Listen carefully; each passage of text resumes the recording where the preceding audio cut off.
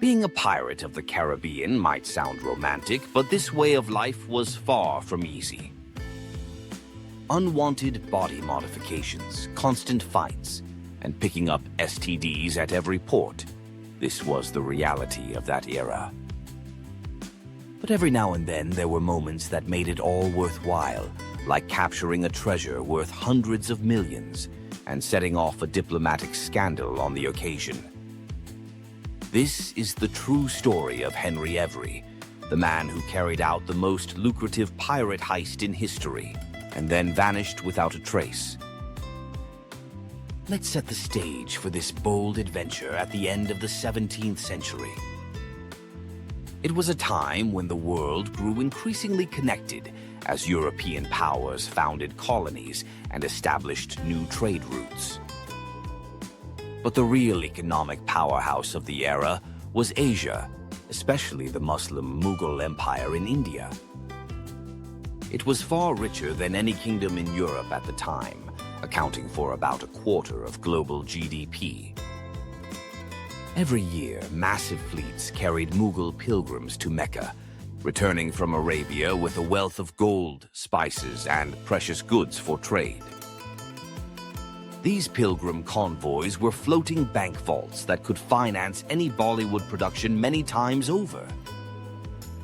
A perfect target for the European pirates roaming in the Indian Ocean. Arguably the most famous one of them was an Englishman, Henry Every. Details of his early life are scarce, but we know that he was born around 1659 and was at sea from a very young age. Accounts suggest he served in the Royal Navy, taking part in the British attack on Algiers in 1671. He then reportedly had a stint as a privateer in the Caribbean, and later became involved in the slave trade along the West African coast. In 1694, while serving aboard the English warship, Every led a successful mutiny. The crew seized the vessel, renamed it the Fancy, and elected him captain. The Fancy became a pirate flagship, ready to embark on a wild adventure. The newly appointed captain sailed around African continent, plundering ships and recruiting crewmates along the way. After some months, he arrived at the entrance to the Red Sea, a choke point that Mughal ships had to pass on their return from pilgrimage to Mecca.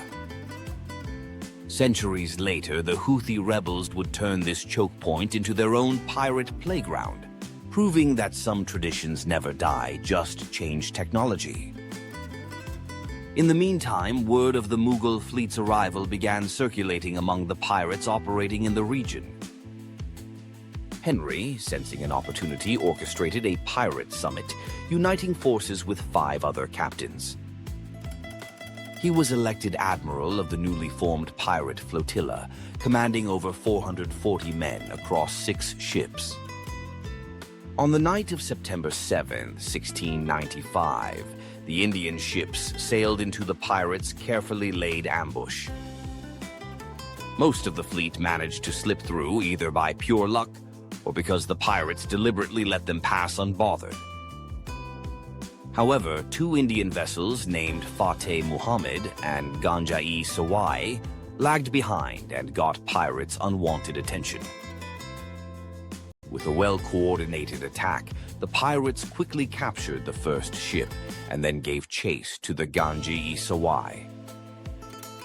With more than 60 cannons on board, it was a formidable opponent, certainly capable of sinking smaller pirate ships. However, a well-aimed cannon shot destroyed the ship's mainmast, triggering a chain of explosions that created chaos on board. The pirates then boarded the ship and overcame it in brutal close combat. Despite fierce resistance and many pirate casualties, the Ganja-e-Sawai soon fell to the triumphant corsairs. On board their catch, the pirates discovered treasure of mind-blowing proportions. The combined value of the coins, gold, and jewels they captured is estimated to be equivalent to between $200 and $400 million in today's money. According to some historians, this may have been the largest single pirate haul in history.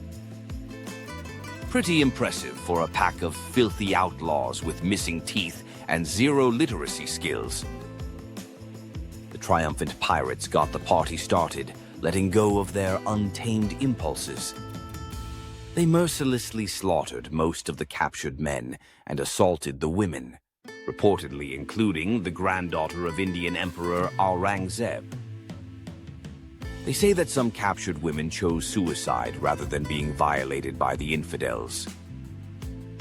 When the dust settled, it was time to divide the spoils, a vulnerable operation given the number of pirates involved. And this is where Henry's phenomenal people skills came to play. He managed to convince the other captains to temporarily store the bulk of the treasure aboard the Fancy until exact shares could be worked out.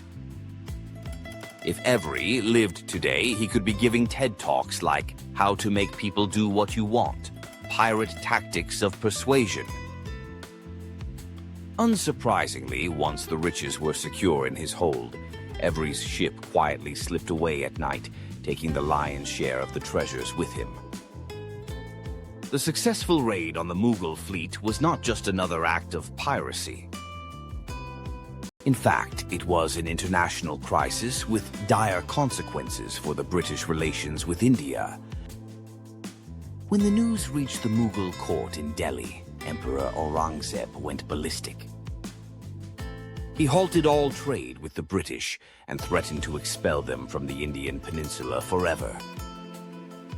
The British government was terrified, as it couldn't afford to lose its profitable trading ties with the Mughals.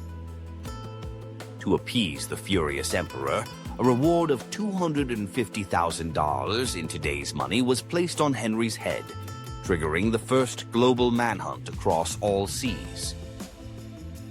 However, this prize was never claimed because Captain Henry literally vanished into smoke. The last confirmed information of his whereabouts is that after the raid he sailed to the Caribbean, pirates' favorite playground. In March 1696, he arrived in Nassau, in the Bahamas, under the false name Henry Bridgman, posing as a trader. He could at least change the name if you ask me, but well, it worked anyway. Every bribed the local governor, Nicholas Trott, offering gold in exchange for safe harbor. After months at sea, the crew of the Fancy was allowed to step on land and finally spend their hard-earned money in the port. However, the official news of the manhunt for Every soon reached the Caribbean. Governor Trott could no longer protect Henry, but he tipped him off so that he could slip away from the Royal Navy with a handful of men. In the years that followed, some members of Every's crew were hunted down and executed in Britain. Captain Henry himself, however, vanishes from the records after escaping the Bahamas, and his ultimate fate remains a mystery. Some say he retired in Madagascar, ruling some sort of a pirate kingdom. Others claim he made it to Ireland, where he lived comfortably under a false name, posing as a wealthy and well-respected citizen. Another story suggests that he was robbed of his riches and spent his final days penniless on the streets of London. We may never know what happened to him. However, it is certain that Every was never brought to justice. The captain's legend grew quickly, turning him into a hero. He became a symbol of the golden age of piracy, the man who pulled off the biggest heist of his era and successfully escaped the hangman.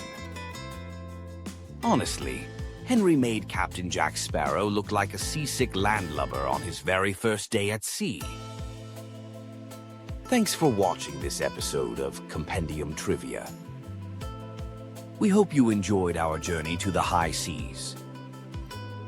As always, feel welcome to like, subscribe, and turn the notification bell on. Tell us in the comments, what do you think of Captain Henry, Every ultimate fate? We will be back with more mysteries from the fascinating world of history and geography. Stay tuned.